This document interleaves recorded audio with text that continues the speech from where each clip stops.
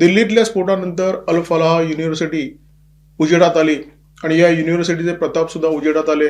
यूजीसीची मान्यता नसताना राष्ट्रीय अल्पसंख्याक आयोगाचे अधिकारी या युनिव्हर्सिटीला पोचण्याचं काम करत होते.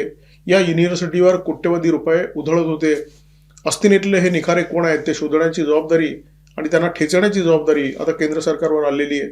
2000चं पहिलं दशक हे घातपात आणि बॉम्बस्फोटांचं दशक होतं. या काळामध्ये पाकिस्तान पुरस्कृत इंडियन मुजाहिदीन या दहशतवादी संघटनेचा जोर जबरदस्त वाढला होता.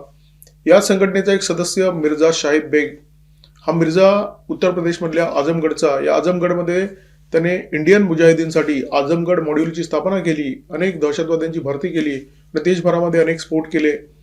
या मिर्झा शाहिद बेगचा संबंध अल फलाह युनिव्हर्सिटीशी होता हे आता तपासामध्ये उघड झालेलं आहे.